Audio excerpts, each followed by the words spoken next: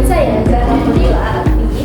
Hari ini kita akan membahas salah satu karya besar dalam kajian sosiologi keluarga, yaitu Sosiologi Keluarga karya William Goode. Goode adalah seorang sosiologi Amerika yang dikenal karena pemikirannya tentang bagaimana keluarga berfungsi sebagai lembaga sosial yang dinamis, selalu berubah, tapi tetap menjadi inti dari kehidupan masyarakat. Ya, benar yang dikatakan sama Nubia. Dalam bukunya ini, ia menguraikan 10 bab utama yang menelusuri hubungan antara keluarga dan struktur sosial. Di episode ini, kita akan membahas semua bab itu secara ringkas tapi mendalam agar kita bisa melihat relevansinya dengan kondisi masyarakat saat ini. Nah, langsung saja, di bab 1 ada keluarga sebagai unsur dalam struktur sosial. Goode memulai bukunya dengan menegaskan bahwa keluarga adalah bagian fundamental dari struktur sosial. Ia bukan hanya tempat tinggal bersama atau hubungan darah, tapi juga wadah di mana nilai-nilai dan norma sosial diwariskan. Ya, dari keluarga, individu pertama kali belajar tentang aturan sosial, tanggung jawab, serta bagaimana berperan di masyarakat. Keluarga menjadi jembatan yang menghubungkan kehidupan pribadi dengan sosial yang lebih besar. Goode menekankan bahwa stabilitas masyarakat sangat bergantung pada stabilitas keluarga. Kalau keluarga gagal menjalankan fungsi sosialnya, maka keseimbangan sosial pun terganggu. Nah, itulah tadi kami bahas pada bab 1. Selanjutnya kami membahas bab 2, di mana pembahasannya itu dasar biologis keluarga. Di bab ini, Goode menyoroti bahwa aspek biologis memang menjadi dasar terbentuknya keluarga. Misalnya, hubungan reproduksi, keturunan, dan kebutuhan biologis. Namun, hal yang membedakan manusia dari makhluk lain adalah kemampuannya mengatur naluri itu, yang melalui budaya dan norma sosial. Ya, benar sekali, Zah. Jadi, meskipun naluri biologis adalah dasar keluarga, manusia diatur oleh sistem nilai. Contohnya, hubungan suami istri tidak hanya didasari oleh naluri, tetapi juga oleh tanggung jawab sosial dan moral. Nah, itulah sebabnya Goode mengatakan bahwa keluarga adalah hasil dari perpaduan antara faktor biologis dan sosial, dua hal yang tidak bisa dipisahkan sama sekali. Lanjut, di bab 3 ada keabsahan dan ketidakabsahan. Bab ketiga ini sangat menarik karena Goode membahas bagaimana masyarakat menentukan hubungan yang dianggap sah dan tidak sah.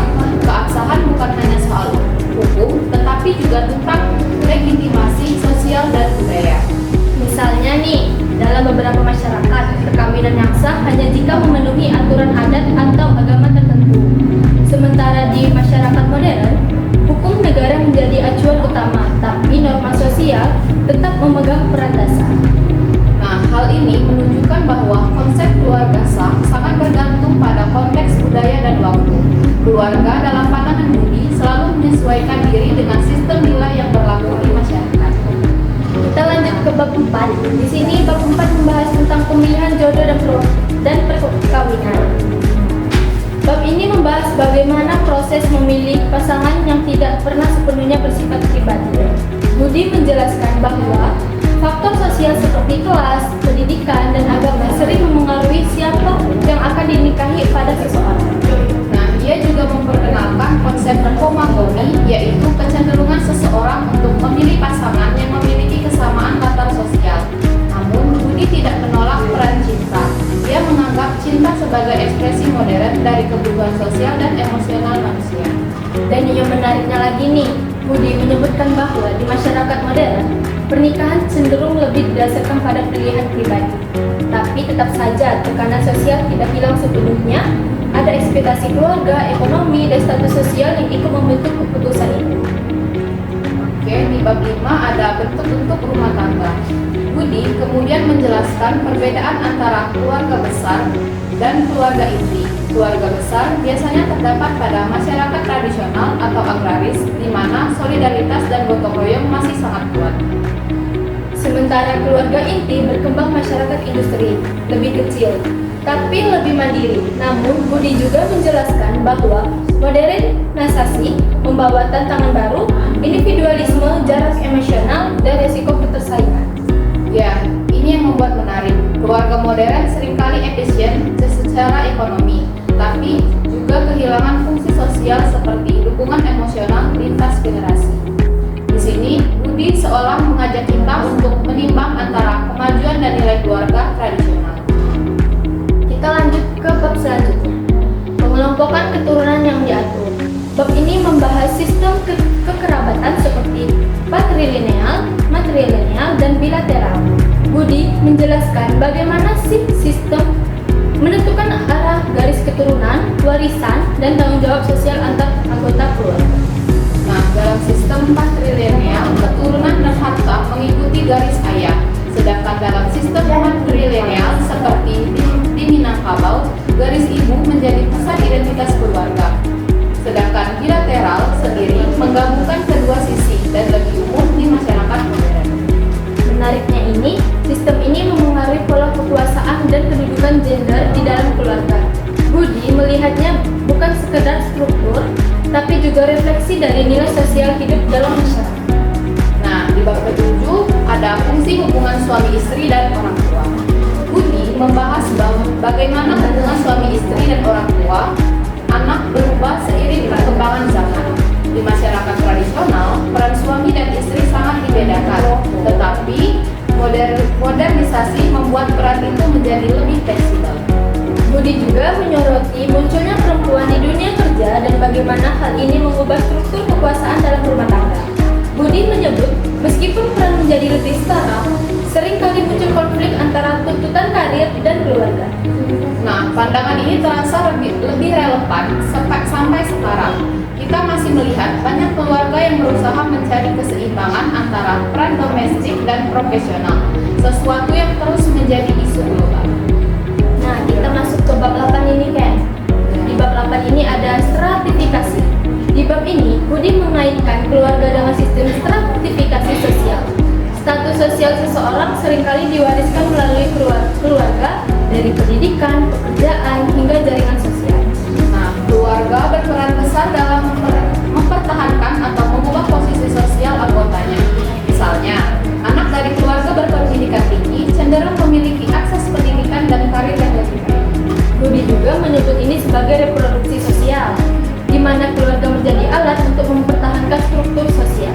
Namun, mobilitas sosial juga tetap memungkinkan, terutama di masyarakat modern yang memberi ruang bagi prestasi individu. Nah, di bab 9 ini ada terputusnya sistem peranan keluarga. Budi melihat bahwa keluarga modern menghadapi tantangan besar, meningkatnya perceraian, konflik, dan pergeseran nilai. Ia menyebut ini sebagai tanda terputusnya sistem peranan keluarga. Penyebabnya beragam. Terdapat tekanan ekonomi, individualisme, dan perubahan nilai-nilai moral. Tapi Budi tidak melihatnya hanya sebagai krisis, melainkan juga sebagai proses adaptasi terhadap perubahan sosial. Nah, yang artinya keluarga bukan lembaga yang statis. Ia berubah seiring masyarakat berubah, dan kemampuan keluarga untuk beradaptasi juga menjadi kunci keberlanjutan. Baik, kita masuk ke bab terakhir. Ini ada bab 10 di mana pembahasannya itu perubahan pola kekurangan. Bab terakhir ini menjadi semacam penutup reflektif dari seluruh buku yang sudah kami jelaskan. Budi menggambarkan bagaimana globalisasi dan industrialisasi telah mengubah struktur dan nilai keluarga di berbagai belahan dunia. Nah, keluarga menjadi lebih kecil, hubungan antar anggota lebih longgar, tetapi tetap menjadi tempat utama bagi dukungan emosional dan sosial. Fungsi dasarnya seperti sosialisasi, perlindungan, dan kasih sayang tetap bertahan. Hanya bentuknya yang menyesuaikan zaman. Budi seolah ingin mengatakan bahwa perubahan bukanlah kehancuran, tapi sebuah penyesuaian alami dari lembaga sosial yang paling tua dalam sejarah manusia ini. Wah, gak terasa udah di penghujung acara ya. Kita udah bahas tentang 10 bab. Nah, dari 10 bab ini, kita belajar bahwa keluarga tidak bisa dipahami hanya dari satu sisi. Ia adalah sistem sosial yang kompleks, dipengaruhi oleh budaya, ekonomi, dan nilai moral. Keluarga juga menjadi ruang di mana nilai-nilai kemanusiaan terus diperbarui. Meskipun bentuknya berubah, maknanya tetap sama nih. Tempat manusia belajar mencintai, bertanggung jawab, dan menjadi bagian dari masyarakat.